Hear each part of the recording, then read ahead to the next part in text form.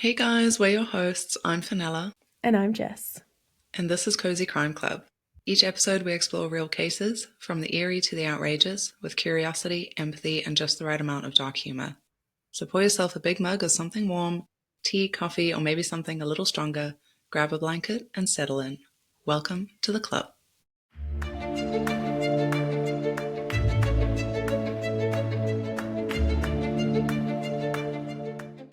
Hey, club members. So, yes, I hope you all have your cuppers or wine Or wine. or drink of choice. Comment below. Let Let what us are you know. drinking? What are you drinking tonight? So, it's September. Fenella, do you know what that means? What does it mean, Jess? It's footy finals in Australia. Don't I know it? I know, I've been chewing your ear off about it. You have. I love it. I know. Well, it is September. So, in Australia, that means it's the finals for the football. AFL, as we call it, or footy. We actually call it footy. I'm just extra happy because my team's up there this year. So Your team is up there. yeah, we're like Your well up team is there. right up there. It is. Good for you. Good for them. I should have won a little I've beanie. decided to adopt your team, by the way. I haven't told anyone. Breaking news. You're not going for. Wait, what? Yeah. Well, welcome. I'm sorry. Is this too big a news to just break? This is very big news. Oh no. I don't know. I felt like it was the right thing to do. They were doing really well, and I was like, You're like, I'm jumping on that bandwagon. kind of. Why not? Well, What else have I got going for me, you know? true. And if people don't know, if people aren't aware, Fenella, I wouldn't. No, you're not new to Australia. You're new to football, right? Yeah. Yeah. Brand new to football, as in Like just this year. Jess has been teaching me all about it this year. Yeah, I've been trying to get deep in the trenches with it. Yeah. Yeah. Next year we've got it all set, all prepared. We're going to a game. It's gonna be great. Now, the case that I'm bringing us today is actually kind of, revolving around football in a way. It's set in September. It's back in 2016. It is spring and we're in Western Australia. It is late September, rolling into October, and as I mentioned, it's 2016. Perth shaken off winter. Not that they really get a winter. It's very lovely over there. But the days are definitely warming up. Jacarandas starting to bloom, and the city is turning its attention to something almost sacred: football. The AFL Grand Final is just around the corner. It's a national obsession, but here in WA, it's religion. People are planning backyard barbecues, stocking the fridge with beer, and arguing over who will take the cup. It doesn't even matter that neither of the Perth teams are playing.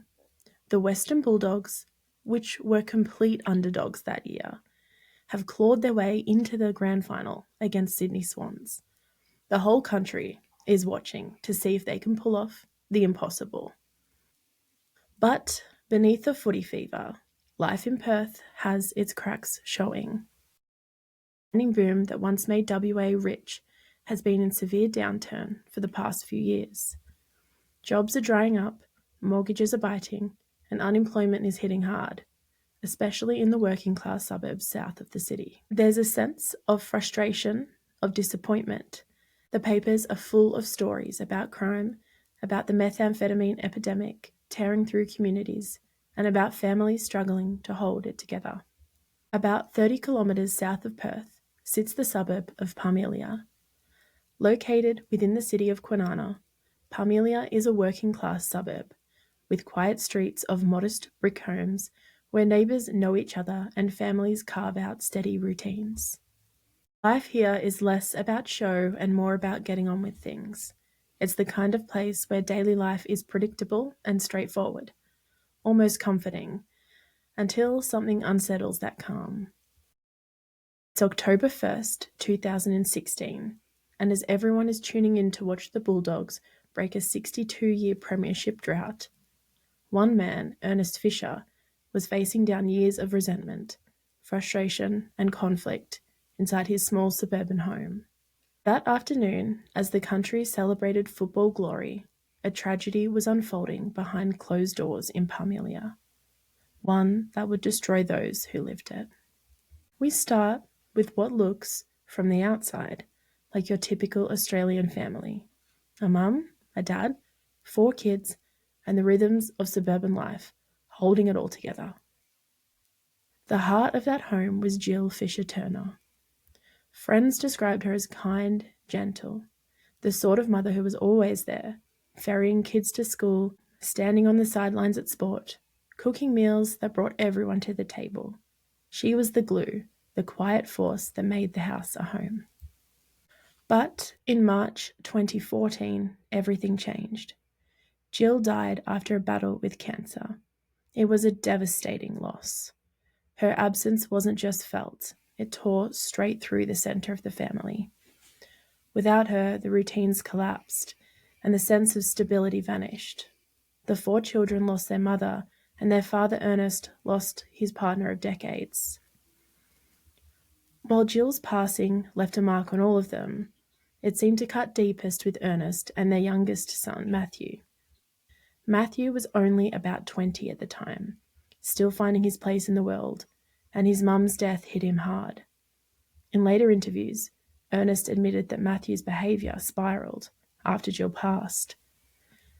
He said, "I think he blamed me for not making her go to hospital, but it was her decision." In his early 60s, Ernest was retired and now a widower. He found himself adrift, struggling as he learned how to manage this new journey without his partner. Ernest's daughter from a previous marriage noticed the change. She described her father as not well and increasingly distant. He had become present in body but absent in spirit. Jill's death didn't just leave a gap in the family, it cracked the whole foundation. The family home, once managed under Jill's steady hand, had begun to slide into chaos. What was once a family nest slowly collapsed into a mess, dishes stacked in every room, piles of clothes and books scattered across the floor. To outsiders, it might have just looked untidy, but inside it was more than clutter. It was grief playing out in physical form. Mental health struggles often leave their fingerprints on the small everyday things, chores and routines and order. Without Jill at the centre, all those things just fell to the wayside. I mean, even without grief, I think we can all relate to that. When you're going through a rough time, things just completely slide. Yeah, no, they definitely do. It's like the first thing to go is just maintenance, I think. Which, it's just like too much to even do. Definitely. And I think that's probably a little red flag, I guess, for anyone in our lives who we notice things change, especially after this family have gone through a drastic change. But, even if there hasn't been any drastic changes, I guess when you notice things like that, it's probably a good time to check in with people. And I know this is not getting released till next week, but this week is technically Are You OK Day in Australia. So probably quite fitting that we have this one as well, just to check in with our friends and family and strangers if you want to. And our club members. Yeah. Check in with each other and check in with your families as well. Yeah, absolutely. So Matthew, he had an older brother and 2 younger sisters. Joshua was the oldest. At the time his mother passed, he was in his mid-20s, studying IT at Murdoch University. And Hannah had been born after Matthew. She'd finished high school and had started studying fashion at Edith Cowan University. Joshua and Hannah were similar, mostly quiet and spent time to themselves studying. Where his siblings were introverted, subdued, and settled, Matthew was different. He was outgoing, larger than life, the sort of person who filled a room just by walking into it. He was a gym junkie, proud of his strength and the body he built. He worked as a rigger during the day, and in his spare time he played lacrosse for Western Australia. He loved the ocean, getting out into the bush, and weekends spent camping under the stars. He was social, easy with people, quick to make friends, and even quicker to charm. By the time he was 23, he was seeing 3 women at once. A messy detail, sure, but one that speaks to his charisma and appetite for life. Appetite for something. Matthew. Matthew. Shocking. Well, to his mates, Matthew was fun-loving, the life of the party. To his family, he was still Jill's boy. Even after her death, friends recalled how he couldn't walk away from home, no matter how often or bad the arguments got. He loved his family. It was said that some of Jill's final words to Matthew were a plea to take care of his father after she was gone. And Matthew tried. For all the conflict, for all the chaos at home, after she was gone, he stayed. Matthew wasn't perfect, and what 23-year-old is, or I could argue what person is, I sure ain't. No one is. I know, but he was vivid, full of promise, which makes the way his story unraveled all the more devastating. In June 2015, this is now, so Jill, his mum, passed away in 2014. The case takes place in 2016, but in between those times, June 2015, and again in August that year, his sisters made desperate calls to 000, telling police Matthew had threatened them. Both times, when officers arrived, the situation fizzled. The girls apologised, saying they'd overreacted, and no charges were laid. Still, it was a sign of how tense and volatile things had become behind closed doors. One video, later found on Matthew's phone, makes that tension uncomfortably real. It shows Matthew in the middle of a shouting match with his brother Joshua, taunting him as the two hurl abuse back and forth about something as simple as cleaning up. In the background, you can hear their father Ernest's voice breaking through the chaos. You're breaking up this family. And I believe from everything I've read that he has pointed that to Matthew. So it was very, if just to kind of recap, it was very, I think he was very much the black sheep. He was really outgoing and bubbly. The other kids were quiet. There's no real mention of the youngest daughter because at the time she was still in high school, whereas the other three were over 18.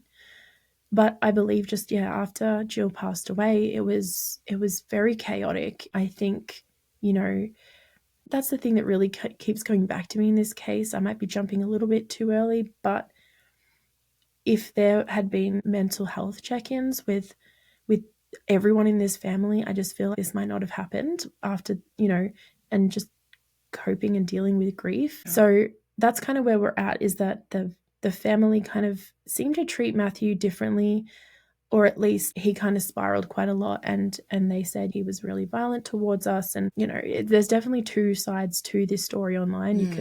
You can hear both of them. I'm just so focused on the family landscape right now. Mm-hmm. I don't know who's a villain in this. I don't know who's a villain, who's a victim. I don't know any of that yet. So I'm just kind of sitting with these people that just don't know how to relate to each other at the moment. And their matriarch is no longer there. And it's like, that's the glue. It's like the same family, but it's not the same family. Mm-hmm. No, you're so right. Well, part of the volatility with Matthew was fueled by drugs. How often he used or exactly what he took, it wasn't made clear to the public. But what is clear is that Matthew's use escalated after his mother's death. And with it, the conflicts at home definitely grew sharper. Was Matthew acting out in grief? Was he self-medicating the pain of losing the one parent who anchored him? Or was he simply the scapegoat for a household drowning in loss? We can't know for sure, but what is clear is that the family was imploding. The warmth Jill had held together was gone, and the people left behind were struggling to survive each other. So, timeline of events into the crime. It's October 1st, 2016. And while the rest of Australia was gearing up to celebrate and watch the big game, in the Fisher-Turner household, a different kind of showdown was playing out. A fight had broken out between Ernest and Matthew. The spark? A car. Matthew insisted he needed to borrow it. Ernest wanted it for himself, to drive to a mate's place to watch the game. On paper, it sounds trivial, but this wasn't really about a car. It was about years of resentment, frustration, and conflict, all boiling over. And that afternoon, Ernest Fisher snapped. Apparently, he had already bought 2 knives, specifically for this moment. As he ran to the backyard shed to get them, the decision, it seems, had already been made. Ernest ran back to the house, and in a matter of moments, he had stabbed Matthew repeatedly in the chest. The critical blows pierced his heart, his lung, and aorta. Matthew was just 23 years old, and within minutes, he was dead. Is this not the most shocking? Like, you're just not prepared for this, right? I was not prepared for that one bit. Nope. Oh my goodness. It gets more hectic, if you can believe it. When the struggle was over, Ernest went into the backyard and began digging a grave. But What? Back up. Digging a grave? Yeah, so with this case, I really did try to search thoroughly for the court documents because there's a couple of Not sources. always so easy to get a hold of in detail, though. No, and that is what we're here for, generally to make it easier for you, club members listening, is that we kind of do the hard yards and you just sit back and relax and take it all in. But when I tried to find these, because probably one of the best sources to go to before you read, articles, news articles and stuff is to get, police interviews or go straight to the court documents. But for this case, I did look in the Supreme Court of Western Australia. It was nowhere to be found. And I don't think from all of my research they've released it. And when it's a family situation like this, a lot of the time they don't.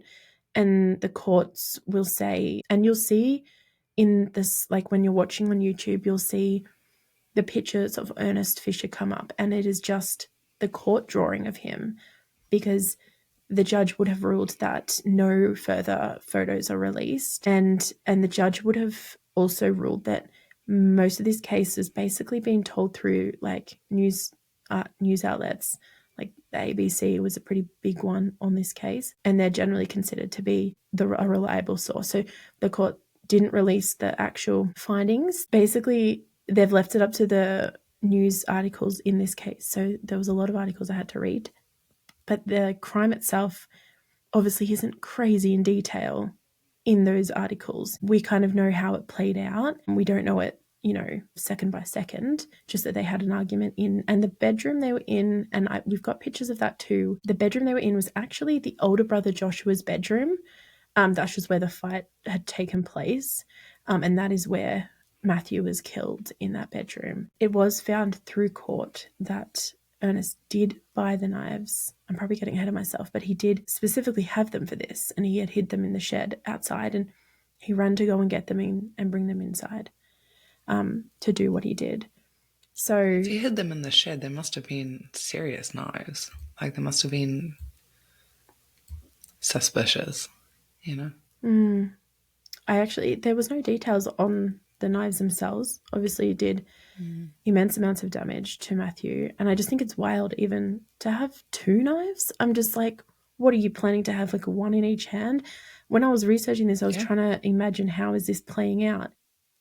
Like I said, Matthew, it pierced his heart and his entire chest. So it's so hard to imagine. But it's also, I don't want people to think, oh, this just happened out of the blue, even though, yeah, it did. But you can kind of see for 2 years since Jill passed away, this family was just like progressively just getting deeper into probably just like grief and depression, and like a ticking time bomb situation. Oh, it's such a dark place to be in. It's always sad when we look at these cases with hindsight as well. And there's probably people who knew them.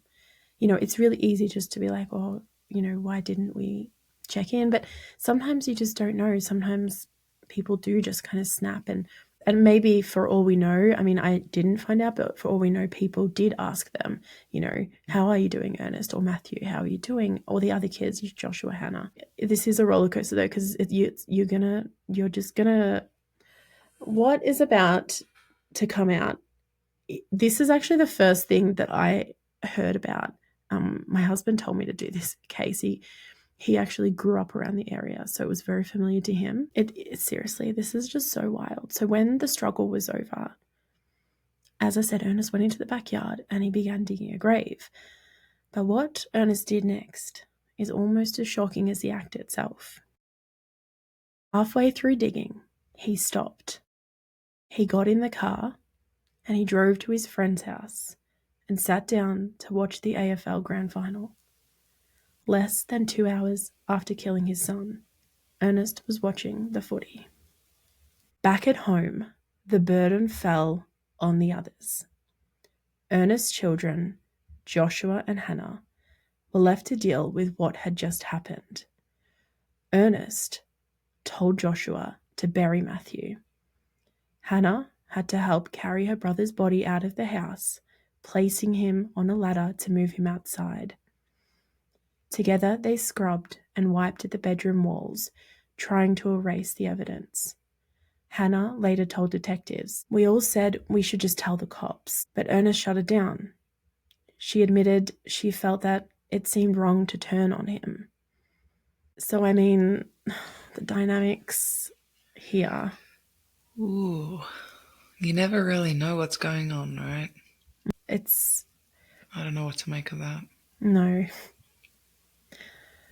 Nope. Well, it didn't take long for people to notice something was wrong. Matthew's friends were first. Their calls went unanswered. Their texts were ignored. But when they pushed Ernest for answers, what they got was bizarre. One friend, Sam Woonings, later told reporters how Ernest's story kept changing. First, Matthew's car was at the mechanic's. Then suddenly, Matthew had taken it. Ernest said he'd gone over east with a hot chick who had lots of money. He laughed as he said it, brushing off the questions, even when his story contradicted itself. But Matthew's car and phone was still in Perth, and Matthew wasn't turning up to work. His friends didn't buy it, and they went to police. Good friends, by the way. Well, this is now late October, so it's been around a month. Detectives were asking the same questions. At first, Ernest and his children all denied knowing anything. But under pressure, the facade cracked. During an interview with police, Ernest dodged and twisted for 90 minutes. And then, at last, he broke. He told detectives what his children had already lived through, that Matthew had been killed weeks earlier and that his body was buried in the backyard of the family home. In the interview room, Ernest said words you could never imagine any father saying. "It was me. I couldn't hack it anymore. I'm the one who killed him. He was an asshole. A complete asshole."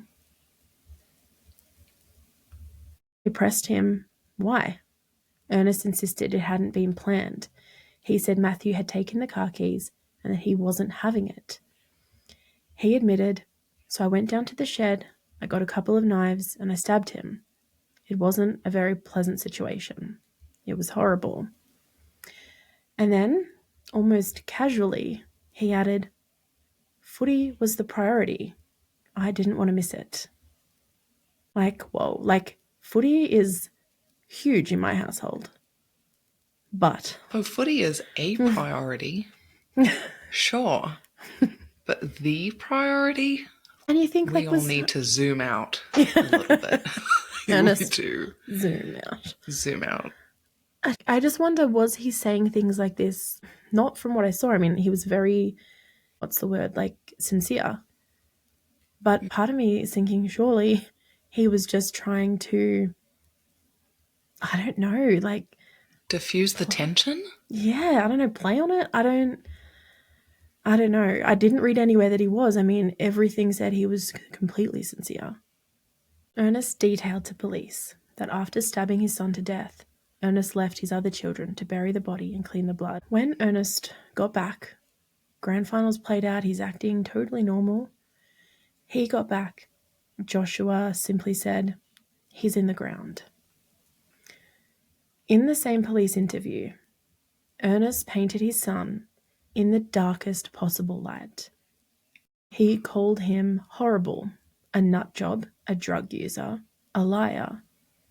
He claimed Matthew had terrorized the family and that his other children were relieved by what he had done.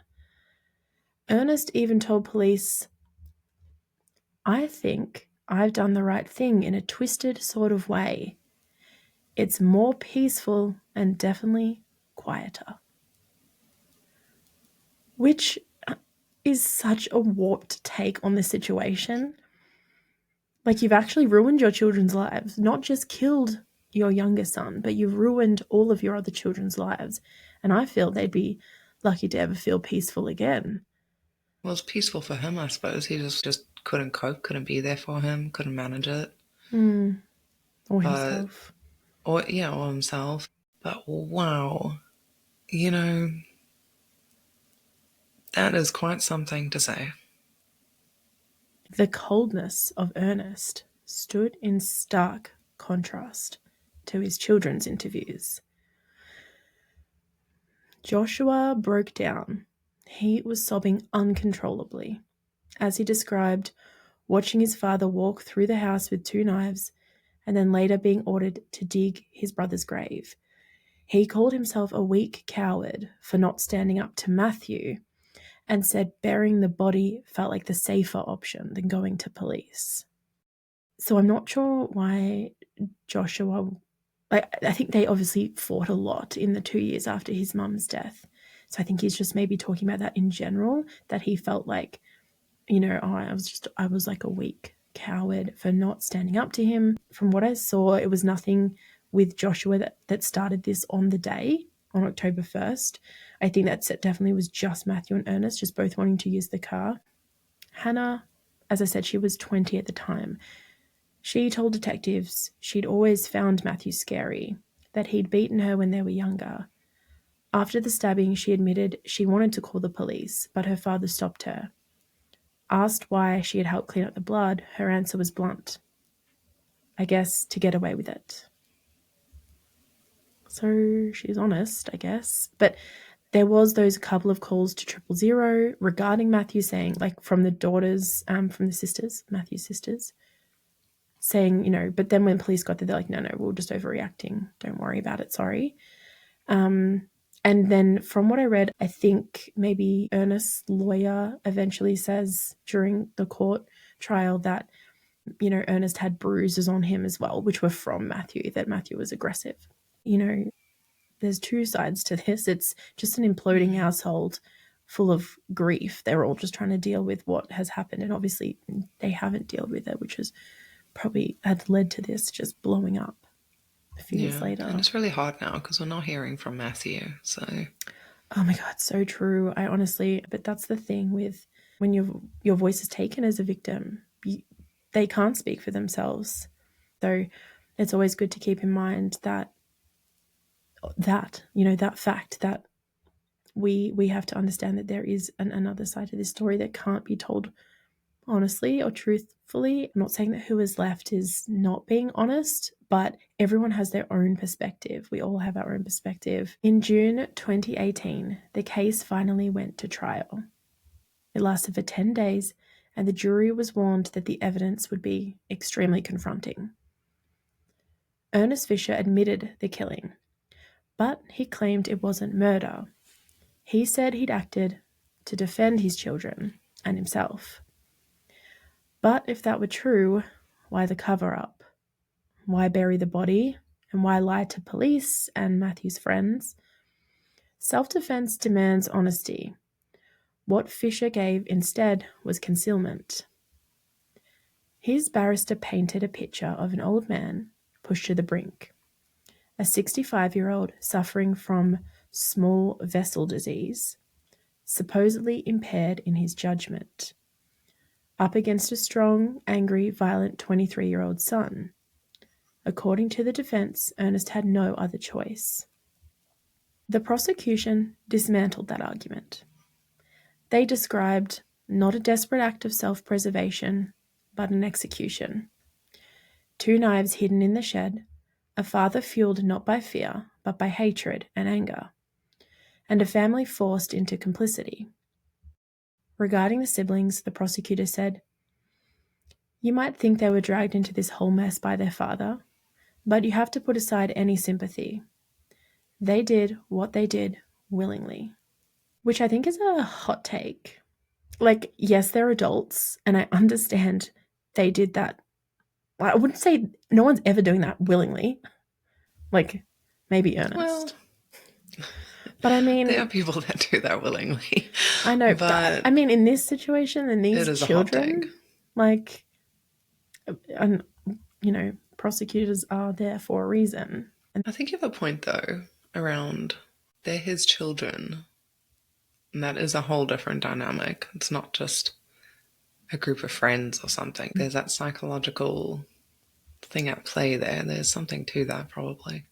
And just being there in the house when this took place, I mean, that would have been terrifying. Sometimes the only thing you can do when you're in shock is take direction.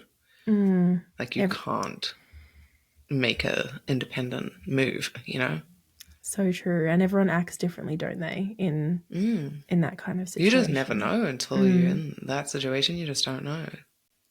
Well, the jury didn't deliberate long. Ernest Fisher was found guilty of murder. His children, Joshua and Hannah, guilty of being accessories after the fact. Justice Stephen Hall was scathing. He called Ernest's actions callous, disturbing, and reprehensible. He dismissed the self-defense argument. Totally dismissed it outright. He said, "You did not act out of fear, but out of hatred, frustration, and anger. There were obvious alternatives. A violence restraining order, moving out, anything, but you chose the option that suited you best." So Justice Hall condemned Fisher for dragging Joshua and Hannah into the crime. He said, "Your father forced you into an appalling dilemma. To call the police or to help him. He should never have put you in that position. It was an abrogation of his parental responsibility." But he also reminded the children that they still made a choice, and they chose wrongly. Fisher was sentenced to life in prison, a minimum of 18 years. The judge noted he had shown no remorse, describing Fisher's reasoning and actions as disturbing and callous. During the trial, it was found that Ernest had even tried to sell Matthew's car for his own benefit. Justice Hall said, "Having done the unthinkable, you were apparently not emotionally affected. And it is also reprehensible that you chose to involve Joshua and Hannah." For Joshua Fisher Turner, the court showed some measure of mercy. He was 28 at the time, and by every account, he was deeply remorseful. Justice Hall acknowledged that Joshua had acted, at least in part, out of a desire to protect his sisters. He said Joshua's tears in court reflected genuine regret, and that he had good prospects for rehabilitation. Joshua's lawyer, Marco Tedeschi, described a man paralyzed by shock and fear. He said Joshua had run from the room the moment he saw his father with a knife, only to return to find his brother dead on his own bedroom floor. Fear, not malice, drove his decisions that day. Now, the pre-sentence reports painted Joshua as someone with few coping skills, someone who chose to hide and avoid the reality of what was happening. It was easier in the moment to bury his brother than to face his father. In court, Joshua wept. By the end of the trial, he was said to be relieved it was finally over, but still haunted and deeply traumatized. His lawyer insisted he had good prospects for the future. For Hannah Fisher Turner, her defense leaned heavily on psychology reports taken before court. Her lawyer, Jim Brash, told the court that she was still wrestling with unresolved grief over her mother's death, compounded by the trauma of losing her brother. She sent a handwritten letter to the judge. In it, she apologized for what she had done. She wrote, "Being in jail, I've had a lot of time to sit and reflect, and the events of October the 1st, 2016, fill my heart with pain and sadness, and haunt me. I now acknowledge they were wrong, and I am deeply sorry. My mother would also be very disappointed in me, and I wish I could take it back. Now, stay with me here for a little bit, but on the surface, I think that reads as remorseful and accountable. She doesn't try to shift the blame like her father did. But I think her choice of words was pretty striking. She said, my mother would be very disappointed in me. When I was reading that, I felt like it was something a child might write after being caught out, as though she can't quite comprehend the gravity of what happened. Which raises kind of an uncomfortable question. Was she coached to write this way? Was it genuine but naive? Or does it relay a certain emotional immaturity where the focus is more on the shame of being caught than the enormity of helping bury her own brother? What is clear, though, is that Hannah, unlike her father, did not try to excuse what she had done. She admitted it was wrong. She admitted she would be haunted by it, and she will likely carry that weight forever. Joshua and Hannah, in the eyes of the law, were guilty. So they were found guilty. But the court also acknowledged that they were traumatized, manipulated, and they were failed, not just by their father, but by the family dynamic that had collapsed around them. At the end of the trial, Joshua received 4 years in prison, Hannah 3 years and 8 months. Both had already served much of their time and were eligible for release within months of sentencing. And what of Matthew? Throughout this trial, he was labelled abusive, volatile, a troublemaker, a liar. His father painted him as a monster. But outside of court, Patricia, the mother of Matthew's former girlfriend, defended him. She said Matthew loved his family, that he couldn't walk away, even after months of arguments, even when it tore him apart. He wasn't perfect, Patricia said, but he wasn't as he was portrayed. And that's worth remembering. As we said, victims are silenced. They can't speak for themselves. That right is stolen from them. So the words of those left behind, the people who loved them, who knew them outside of the walls of dysfunction, become vital. They're what keeps the story balanced and what reminds us that no life should be reduced to a caricature in someone else's defense. And that's where we end this case.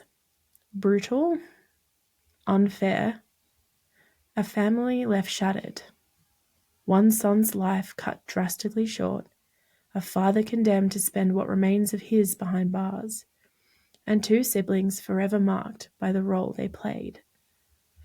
Matthew can't speak for himself. And maybe that's the sharpest cruelty of all. The narrative of who he was has been twisted, contested, debated in court, but the truth of his life died with him in that bedroom. Whatever mistakes he made, however complicated his life, his story was cut off before he could tell it.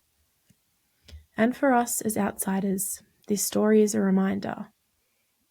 Murder doesn't just take a life, it takes a victim's voice. It takes their ability to grow, to change, to rewrite their own story. It silences them forever.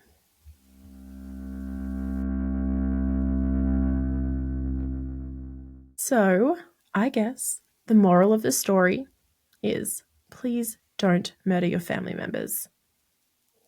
And don't put a sport that high on your priority list. I mean, like I said, AFL takes over my life for 6 months of the year. But oh my God, if footy season has got you stressed, maybe grab a pie, scream into a pillow, or yell at an umpire. Just don't be an Ernest Fisher.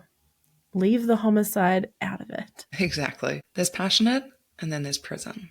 That's your weekly life advice, I guess, from Cosy Crime Club. You're welcome.